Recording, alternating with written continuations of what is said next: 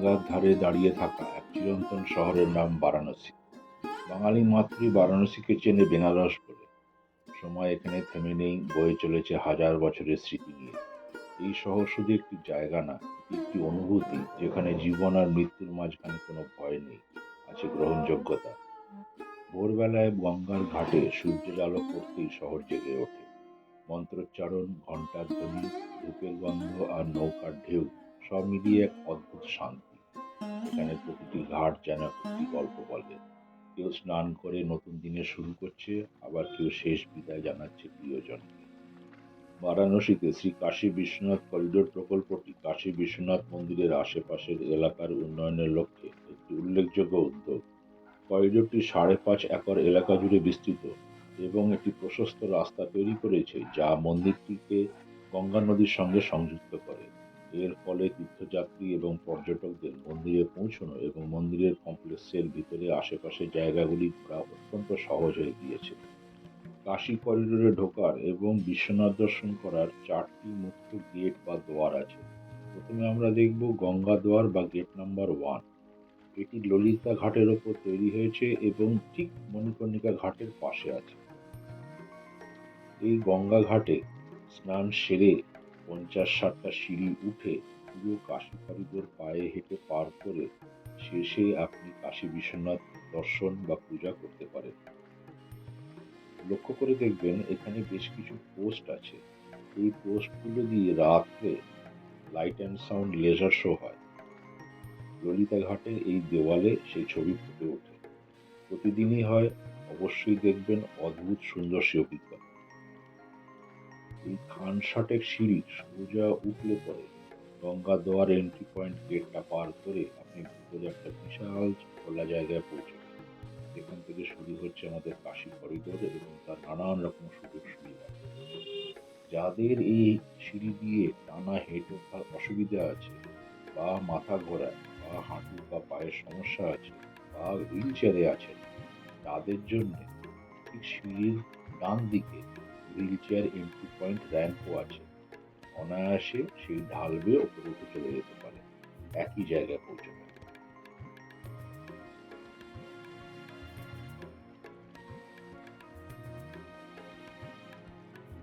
আপনাদের সুবিধার্থে কাশী করিডোরে একটি হাতে আঁকা সম্পূর্ণ গাইড ম্যাপ বানিয়েছি, যা আপনারা মাঝে মাঝে পজ করে দেখতে পারেন।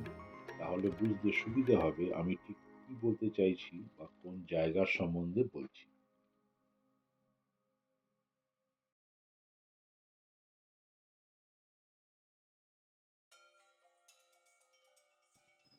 গঙ্গাধর পার করলেই এক বিশাল চাতালে পৌঁছবেন, যেখানে আপনি নানান রকম সুবিধা পাবেন, যেরকম স্টেট ব্যাংকের এটিএম, পরের লেভেলে যাওয়ার সিঁড়ি এবং এসকালেটর এবং দুটো দুর্দান্ত ভিউ পয়েন্ট।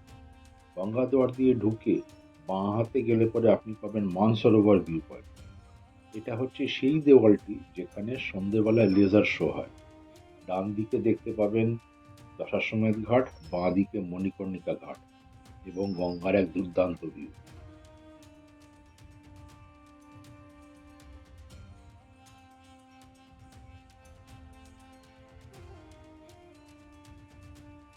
দেখা হয়ে গেলে সিঁড়ি দিয়ে বা এসকালেটর দিয়ে চলুন পরের লেভেলে।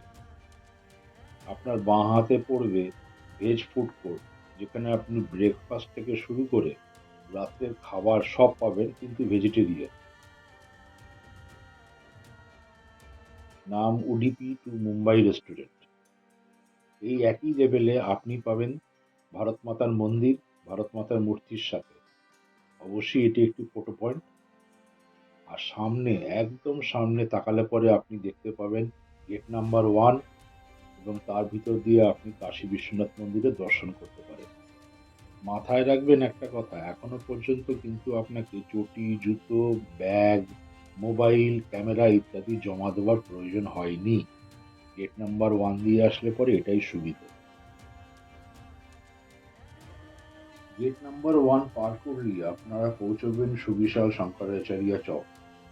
এই চকে আপনি বেশিরভাগই দেখতে পাবেন মন্দির কর্তৃপক্ষ, নানান রকম অ্যাডমিনিস্ট্রেটিভ অফিস, কিছু সুভেনির শপ।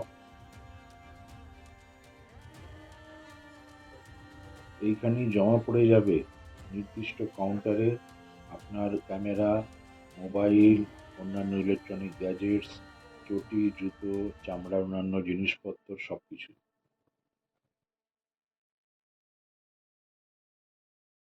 সিকিউরিটি চেক পার করে আপনারা ঢুকতে পারবেন আসল মন্দির প্রাঙ্গণে। মাথায় রাখবেন, এই চকে কিন্তু আপনারা আমুলের দুধের প্যাকেটের পার্লার পাবেন, যেখান থেকে আপনি দুধ সংগ্রহ করতে পারেন বাবার মাথায় ঢালার জন্য।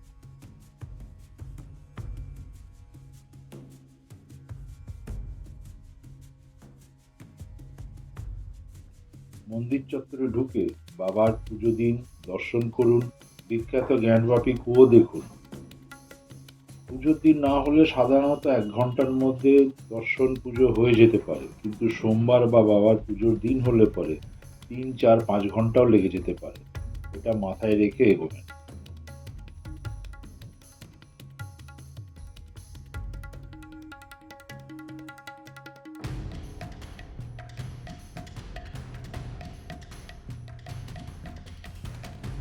পুজো সারা হলে বেরিয়ে আসুন শঙ্করাচার্য চকে। ওখান থেকে আপনি আপনার চটি, জুতো, মোবাইল, ক্যামেরা সব সংগ্রহ করে নিন। তারপরে পার করে বেরিয়ে আসুন তারও আগের চকে, সেখানে অমৃত ভবন বা উডিপিটি মুম্বাই রেস্টুরেন্টে খাওয়া দাওয়া সারুন।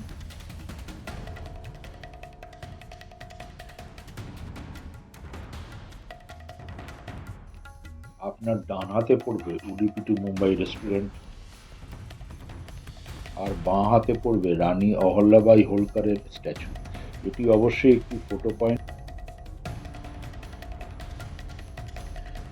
শেষবারের মতন কাশী বিশ্বনাথ মন্দির যখন অরঙ্গজেবের হাতে ধ্বংসপ্রাপ্ত হয়, তারপর রানী অহল্যাবাই হোলকার 1780 সালে নতুন করে কাশী বিশ্বনাথ মন্দির তৈরি করে দেন। বর্তমানে যে মন্দিরটি আপনারা দেখতে পাচ্ছেন সেটি তারই তৈরি।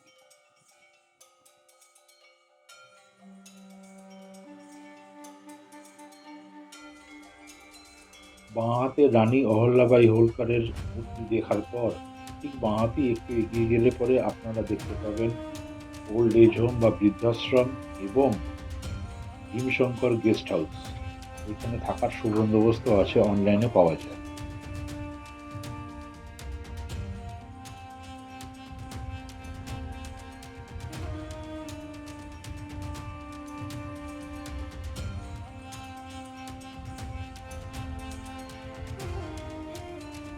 ভারত মাতার মন্দির আবার দেখতে পাবেন, আপনার ডান হাতে পড়বে। দেখে নিয়ে দর্শন করে এগিয়ে চলুন সিঁড়ি দিয়ে নেমে একদম প্রথম চাতালের দিকে।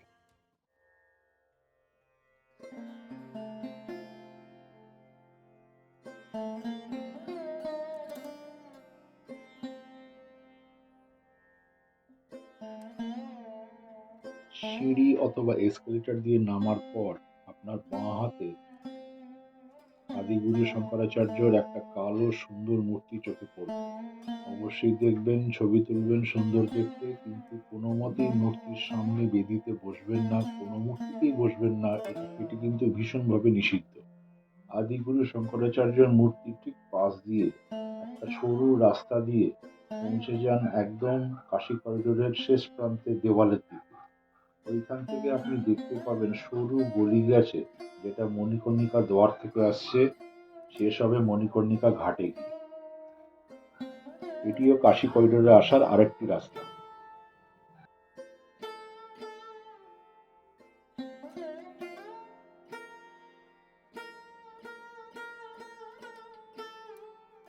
দেখা হয়ে গেলে বেরিয়ে আসুন, হাঁটা দিন গঙ্গাদুয়ারের দিকে।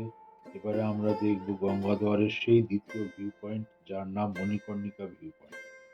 ভিউ পয়েন্টের গেটের ভিতর দিয়ে ঢোকার পর বাঁ দিকে জাফরির ভাঁজ দিয়ে আপনি বাইরে দেখতে পাবেন মণিকর্ণিকা ঘাট, মণিকর্ণিকা ঘাটের শ্মশান এবং চারপাশের সম্পূর্ণ দৃশ্য। দেখতে কিছুটা অস্বস্তিকর, কিন্তু অনেকে সেটা ভক্তি ভরে শ্রদ্ধা ভরে দেখে, তাই এই ভিউ পয়েন্টটি বানানো। ডান দিকে জাফরি দিয়ে আপনি দেখতে পাবেন সম্পূর্ণ গঙ্গার ভিউ এবং অনেক দূরে দশাশ্বমেধ ঘাট। আর সামনে গেলে পরে আপনি দেখতে পাবেন গঙ্গার ওপার। দেখা হয়ে গেলে পরে বেরিয়ে আসুন প্যাসেজের ভিতর থেকে গঙ্গাদুয়ারের দিকে এবারে আমরা কাশী করিডোর থেকে বেরিয়ে যাব। মণিকর্ণিকা ঘাট ভিউ পয়েন্ট থেকে বেরোনোর পর ঠিক ডান হাতে আপনি দেখতে পাবেন জলাসেন পথ। এই রাস্তা দিয়ে নেমে গেলে পরে আপনি সোজা চলে যাবেন মণিকর্ণিকা ঘাটের ঠিক ভিতরে।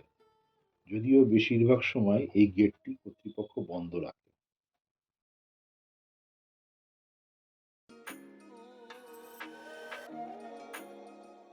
দিনের বেলা গেট নম্বর 1 দিয়ে কাশী করিডোর ঘোরা শেষ। এবার আমরা ফিরে যাব হোটেলের দিকে। আমরা ছিলাম অলকা হোটেলে।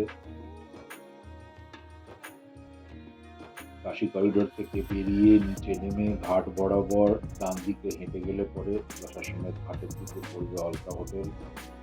7-8 মিনিট দূরত্ব। যাওয়ার পথে কিছু সুন্দর দৃশ্য উপভোগ করতে করতে গিয়েছিলাম, সেগুলো আপনাদের দেখাবার চেষ্টা করব। আবার ফিরে আসবো রাত্রে কাশী করিডোরের সম্পূর্ণ অন্য রূপ দেখার জন্য এই 1 নম্বর গেট দিয়েই আমরা উঠব।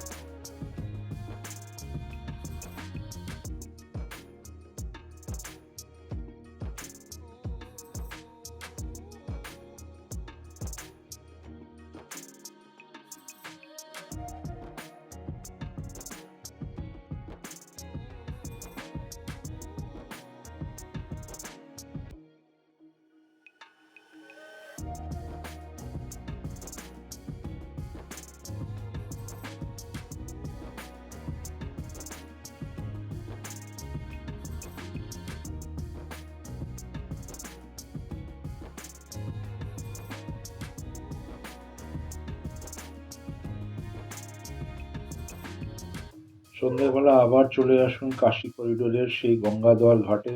আবার ঘুরে দেখুন সম্পূর্ণ কাশী করিডোর। কিন্তু রাতের বেলা অদ্ভুত মায়াবী লাগে রঙিন আলোর নিচে এই কাশী করিডোর। প্রথমেই দেখে নিন লাইট অ্যান্ড সাউন্ড শো।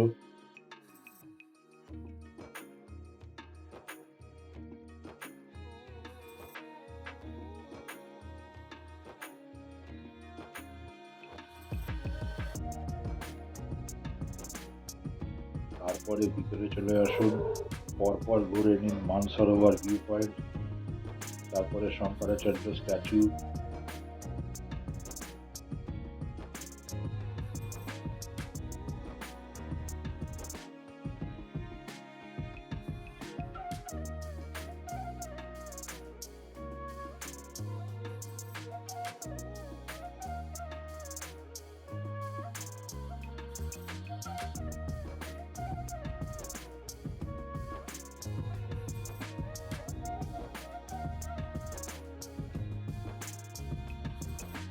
চাইলে পরে ভেজ রেস্টুরেন্টে একটু খেয়ে নিন।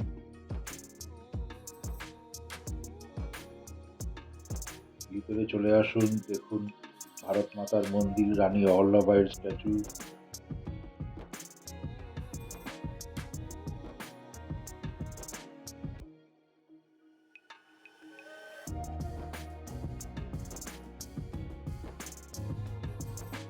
তারপরে আবার চলে আসুন শঙ্করাচার্য চকের ভিতরে। বাইরে থেকেই আপনি কাশী বিশ্বনাথ মন্দিরে দর্শন করতে পারেন।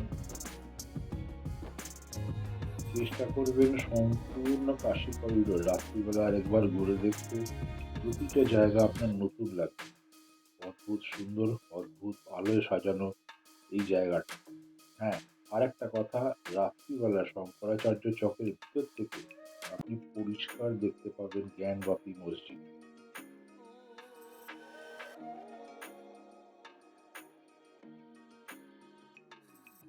আমরা ভিতরে গিয়েছিলাম সপ্তঋষি আরতি দেখার জন্যে। সে এক অদ্ভুত অনুভূতি অনেকক্ষণ ধরে হয়েছিল। রাত্রে দর্শন করে আবার বেরিয়ে এসেছিলাম।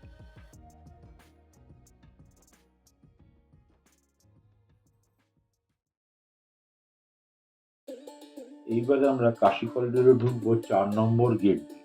এই গেটটি বদলিয়া রোড বা জ্ঞানপাপী মসজিদ রোডের ওপর অবস্থিত। সাধারণত তারাই এই গেট দিয়ে ঢোকে যারা সুগম দর্শনের টিকিট কেটেছে।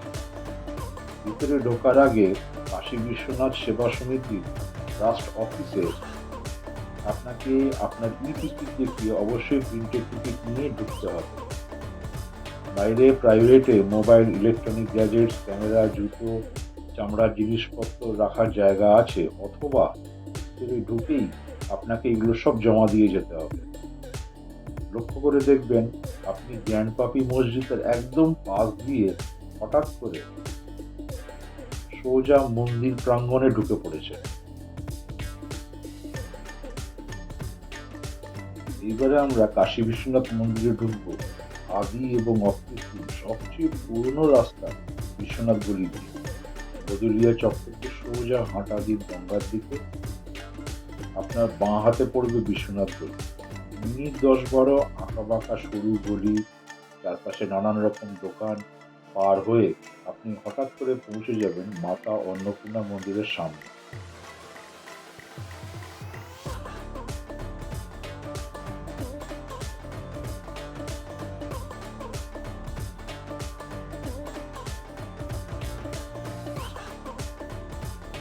মাতা অন্নপূর্ণা মন্দিরও দেখার খুব সুন্দর একটা জায়গা, অবশ্যই দেখবেন, প্রসাদ খাবেন। মাতা অন্নপূর্ণা মন্দিরের পাশেই রয়েছে গেট নাম্বার 2। মাথায় রাখবেন গেট নাম্বার 2-এ ঢুকেই আপনাকে আপনার ক্যামেরা, ইলেকট্রনিক গ্যাজেটস, চটি, জুতো, চামড়ার সব জিনিসপত্র জমা দিতে হবে।